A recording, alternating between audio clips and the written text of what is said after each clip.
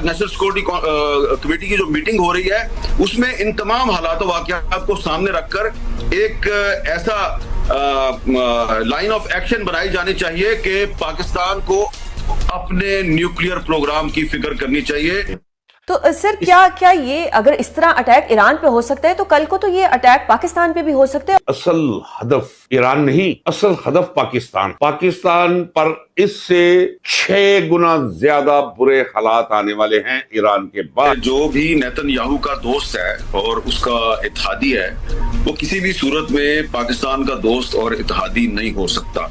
अब आप समझ गए होंगे मैं कहना क्या चाह रहा हूँ। देखिए सूरत हाल बड़ी एक तो सीरियस हो गई है, तशवीशनाक हद तक ये एस्केलेट हो चुका है मामला, क्योंकि हमें भी अब ये बड़ा फाइन लाइन पर चलना होगा। जो पिछले 8-10 दिन गुजरे हैं इसमें इसराइल और अमेरिका ने मिलकर जो डिप्लोमेसी है उसको एक जंगी हथियार के तौर पर इस्तेमाल किया है। सर यही मैं एक सवाल करूंगी कि ये जो GBU-57 जो गया है इसने कोई ना कोई एयर स्पेस तो ली होगी ना। पाकिस्तानी क़यादत ईरान के खिलाफ अमरीकी और इजरायली मंसूबे का हिस्सा है। नाज़रीन इकराम, पाकिस्तानियों में कोई जरा रत्ती भर भी शर्म और सेंस ऑफ ऑनर हो तो चुल्लू भर पानी, बल्कि चुल्लू भर पानी क्या, हमें तो डूब मरने के लिए कुछ जरूरत ही नहीं है, पानी का एक कतरा ही हमारे लिए बहुत हो। इन हालात में हमने जो कुछ नेशनल सिक्योरिटी कमेटी की मीटिंग भी बुलाई गई है। It's a very tricky situation, बड़ी टाइट रोप है जिसमें हमें चलना है। मुझे ये बहुत हद तक वही लगता है जो ऑपरेशन सिंदूर भारत ने किया था, जाती हैं वहां ज्यूस का कब्जा है। अगर सूरत हाल ऐसी है तो फिर जरा गौर फरमाइए कि पहले मैंने कहा है एक जुमला कि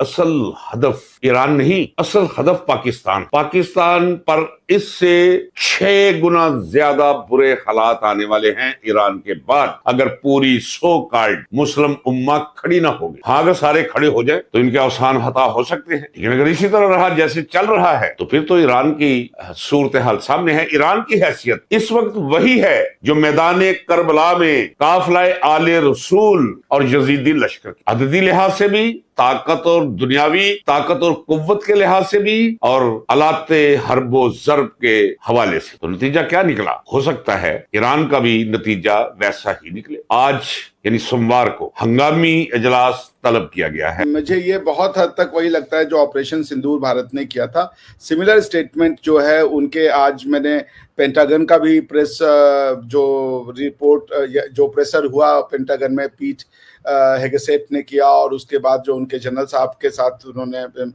बताया कि कैसे B-22 बॉम्बर्स ने 3 अलग अलग जगहों पे ये अटैक किया और उन्होंने यूज़ किया बंकर बॉम्ब, तो ताकि वो जो नीचे फैसिलिटी थी उसको वो बॉम्ब कर सके। फिर टोमाहाक जो उनकी प्रिसीजन मिसाइल हैं वो भी उन्होंने 2 जगह फायर करी हैं, और उन्होंने साफ साफ कहा कि ये वॉर नहीं है या किसी भी तरीके का अटैक ईरान की सेना पे या ईरान के लोगों पे नहीं है। ये स्टेटमेंट है उनका। It is in verbatim what operation Sindoor के बाद भारत सरकार ने प्रेस रिलीज किया था कि हमने आतंकवादी ठिकानों पे हमले किए हैं, हमने पाकिस्तान की सेना पे या पाकिस्तान के सिविलियन जो इंस्टीट्यूशंस हैं या एस्टेब्लिशमेंट है वहां अटैक नहीं किया है। So basically India was saying that we are not at war with Pakistan, we are simply at war with the terrorist. Same thing, एकदम इन वर्बैटिम यही बात कह रहे हैं अमेरिकन डिस्पेंसेशन कि हम ईरान के साथ वॉर नहीं लड़ रहे हैं, हमने ईरान की सेना पे अटैक नहीं किया है, हमने ईरान के लोगों पे अटैक नहीं किया है, हम ईरान के साथ पीस करना चाहते हैं, हम पीस की बात करना चाहते हैं। ये जो अटैक हुआ है ये अटैक खाली उस पीस टॉक को रिसेट करना चाहता था, क्योंकि जो टर्म्स एंड कंडीशन थी वो ये थी कि आप न्यूक्लियर वेपन को गिव अप करोगे वंस एंड फॉर ऑल। वो नहीं कर रहे थे वो। So they have said it's not a war. Although anyone would say कि भाई आपने हमारे न्यूक्लियर इंस्टॉलेशंस पे अटैक कर दिया तो ये वॉर ही है, लेकिन वो जो अमेरिकन एक्सप्लेनेशन है, जो एक ईरान की हिस्ट्री रही है नॉन स्टेट एक्टर्स को और टेररिस्ट को सपोर्ट करने के लिए, वो बार बार कासिम सुलेमानी साहब का नाम भी ले रहे हैं जिसको उन्होंने ट्रम्प साहब के पिछले एडमिनिस्ट्रेशन में टेक आउट किया था। तो वो ये बार बार कह रहे हैं कि भाई कासिम सुलेमानी ने बहुत सारे अमेरिकन को मारा था, फिर भी हमने कुछ नहीं किया, हमने सिर्फ कासिम सुलेमानी को उड़ाया था, हमने ईरान से वॉर नहीं लड़ा। तो आई थिंक कि ईरान को बैठना चाहिए एस्केलेट नहीं करना चाहिए। उन्होंने भी रिटेलिएशन में आज हाइफा पे और तेल अवीव पे जो अपनी बख्तिर करके कोई उनका जो मिसाइल है वो दागे हैं, तो आई गेस उन्होंने बात वो कर ली। देखिए इस सब को अंत में अगर आप ये सोचे, क्योंकि उन्होंने तो देखिए रिजीम चेंज की भी बात नहीं कही, तो खामनेई साहब को सोचना चाहिए कि भाई इस मौके को कैसे हम उठाएं, फायदा उठा लें उसका।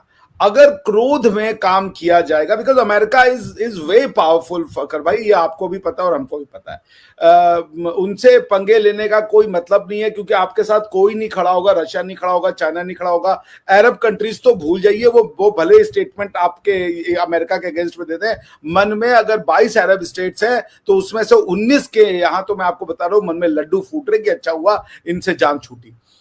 तो मैं ये ईरान की डिस्पेंसेशन से वो करूंगा। मैं अभी आपसे जब बातचीत हुई उसके पहले फकर भाई, मैं जेडी वान साहब को सुन रहा था, एनबीसी पे उनका जो इंटरव्यू था, उसमें भी वो यही कह रहे हैं कि we are not at war with Iran, जो हम पाकिस्तान को कह रहे थे।